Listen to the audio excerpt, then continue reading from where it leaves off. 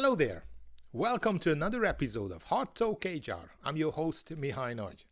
My guest today is Oliver Muhr, the CEO of Starmind. Starmind is an artificial intelligence platform for employees and scale. I asked Oliver to come on the camera and come on the show to talk about how AI can help building high-performing HR department. Is it a possibility that HR actually lead the organization through this crisis? We also talk about workforce planning. There has been a tremendous amount of effort, energy, money going into workforce planning with questionable result. So what's beyond, what's next in workforce planning, moving from workforce planning to work task planning, skills planning? But how shall we go about work skills planning when we don't even know what skills exist in the organization?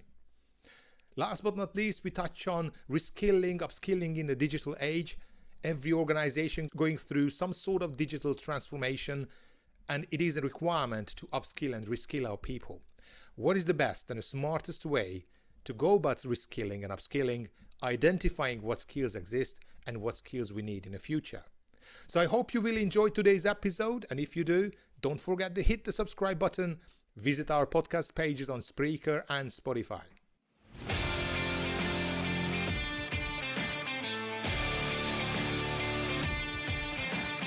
At Hard Talk HR, we bring you fresh ideas and inspiring content from around the world of work.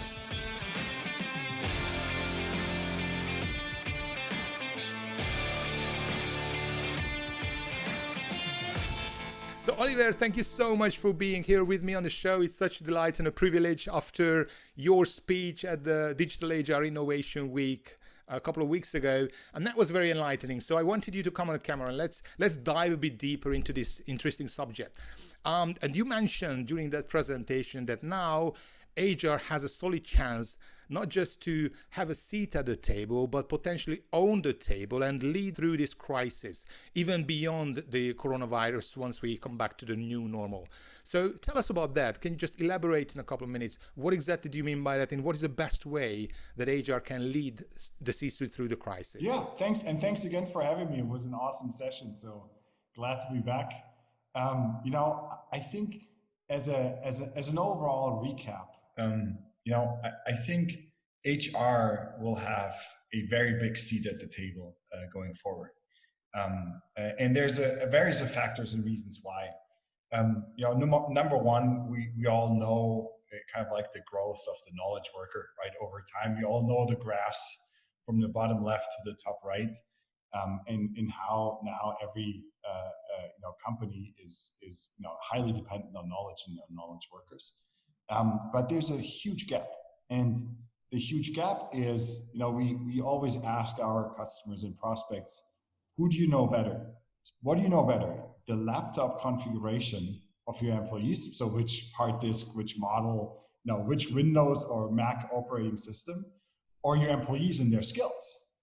And of course, everyone has to say, the majority will say, we probably have better IT asset management tools than we have our employee skill inventory tools.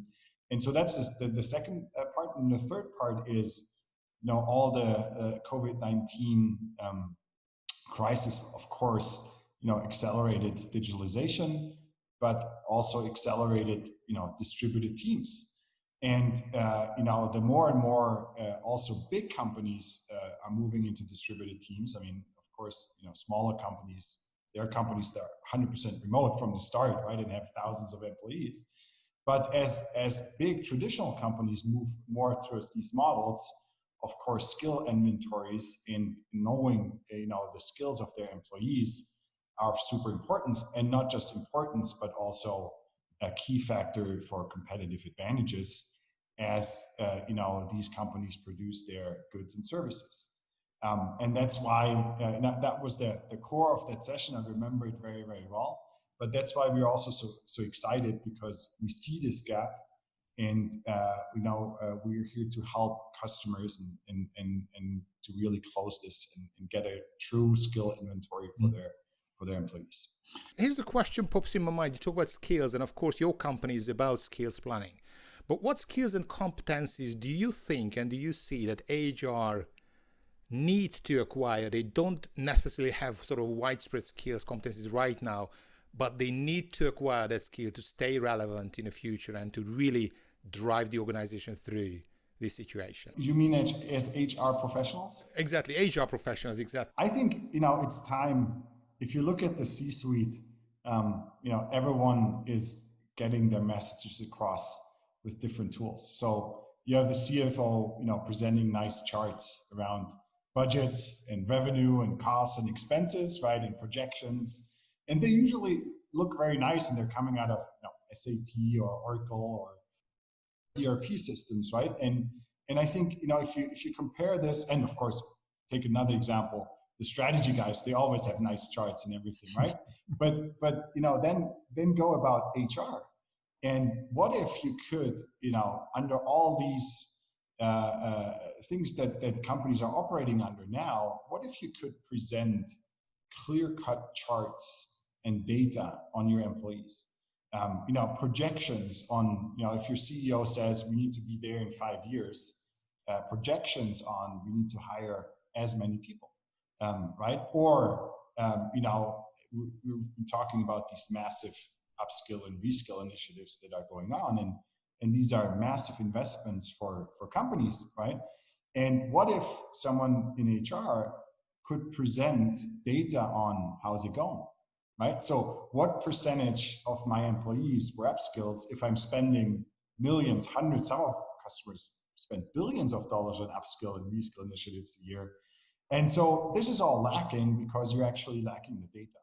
And to close the loop, in order to get more relevant and to really have the seat and also make decisions of that, you need HR people have the right data, and then they can sit at the table, because the data is super relevant in these times for executives. And of course, your platform is an AI-driven platform. What do you see in terms of adoption of artificial intelligence in Asia? Do you, when you talk to clients, do you see that it's something always just so far in the remote in the future, or there is a general sort of an acceptance that yes, AI is here today and help? AI is here today, absolutely. We've been at it for 10 years. From universities and research and a lot of course, IP into the algorithms. But AI is here, and AI is here to stay.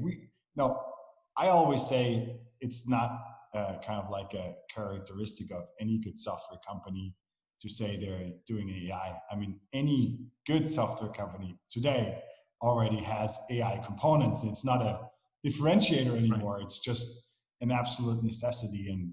And just to give you an example, we just released a study with IDC, the market analyst for. Yeah, absolutely. I don't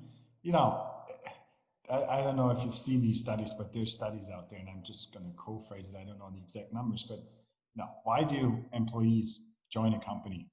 About 40 to 50% of the employees say, because I think I can make a career in this company. And then if you compare this to exit interviews, so people who left the company, about 40 to 50% say it's an enormous amount, of course. And of course, when it comes to talking to executives through the HR lens, you got to talk their language, and that's about how much can I save, how much more profit I can potentially make.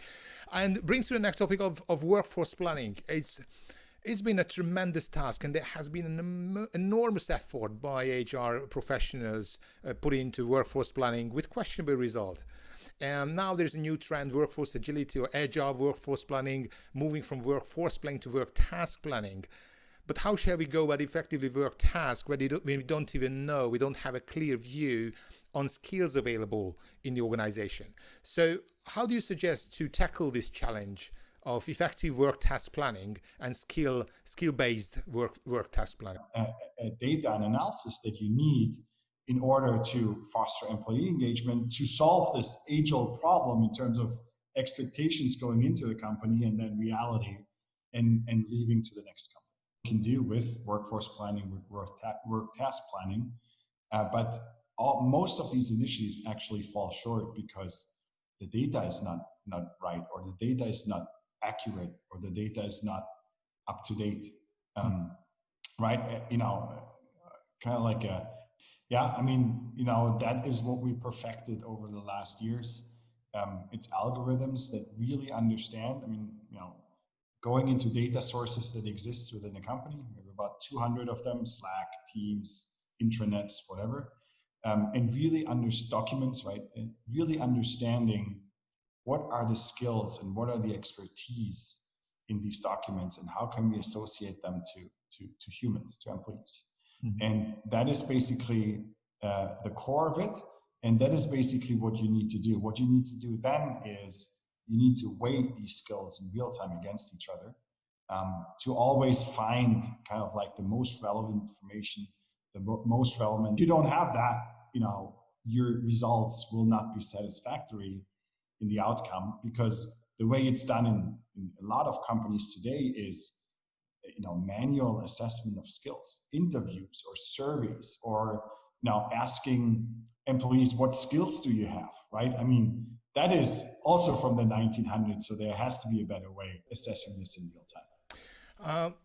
Employee engagement is a holy grail. Every HR professionals chasing. Everybody tries to try to retain their people, engage their people, not just the hearts and the minds. Is there a connection between skill planning and employee engagement?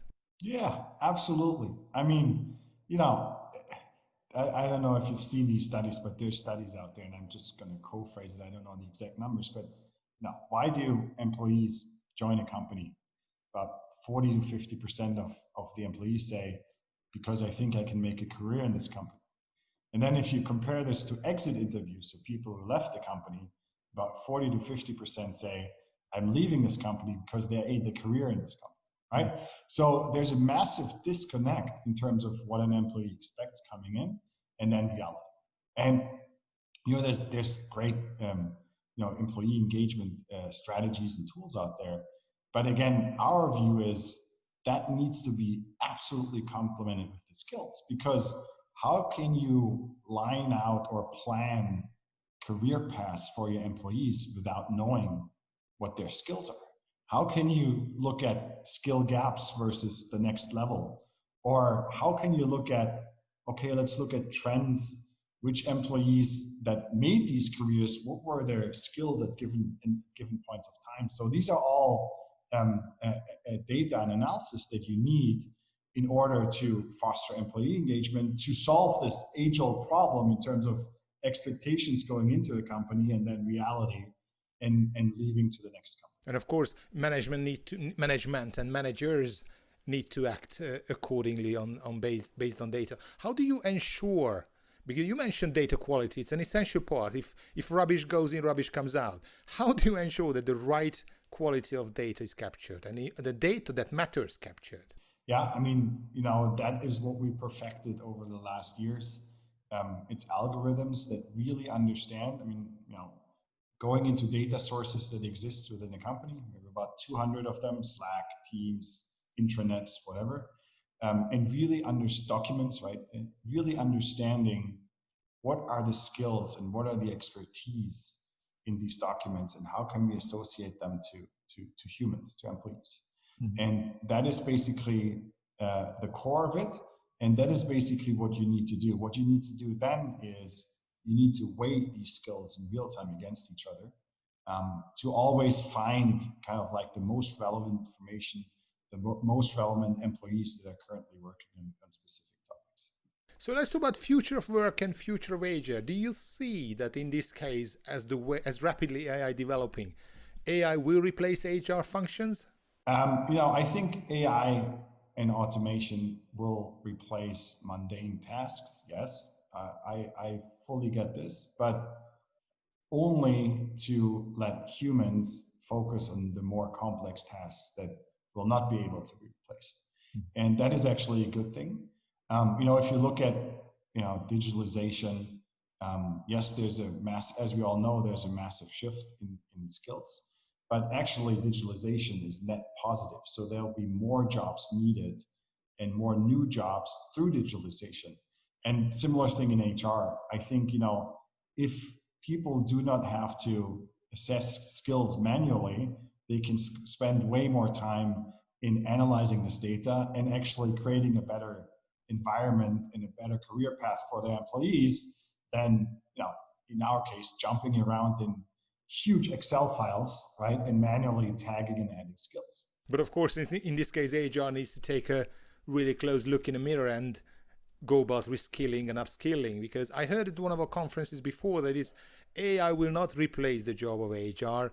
HR people with skills and understanding and competence of AI will replace the job of current HR as we know it. So this constant upgrading and reskilling is just as much important in the profession.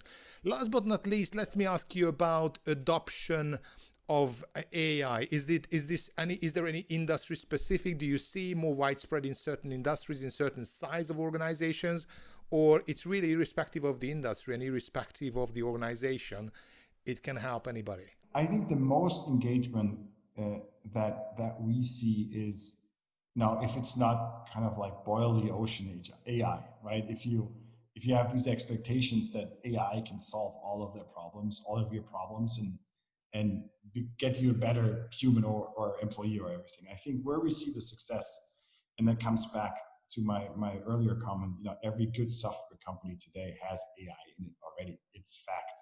Mm-hmm. And where we see the success is if you have solutions to clear-cut problems, right? So I make an example.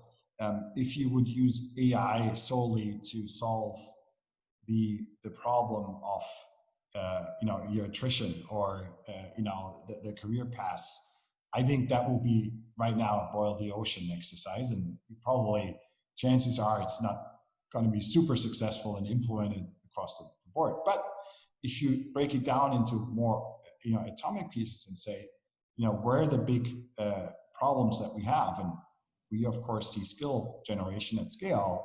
There, of course, AI can help you tremendously to get this data and make the right decision. And I think that's true in HR, but that's what we see also across all other different functions within enterprises. That's probably a nice way to look at it. So don't consider AI, don't look at technology, look at the business problem and see how this business problem can be solved at the most effective way. And of course, use technology in the right way, but start with the business problem. Start with the business problem first. Fantastic. Thank you so much, Olivier. If people would like to explore further and find out more about you, more about Starmind capabilities, what's the best way to get in touch with you? I mean, they can go on our website, starmind.ai or starmind.com, as well as just contact me or us on LinkedIn. We're always there, always online, and happy to talk. Wonderful speaking with you. Thank you so much for being here. And ladies and gentlemen, I hope you enjoyed today's episode. And if you do, please don't forget to hit the subscribe button.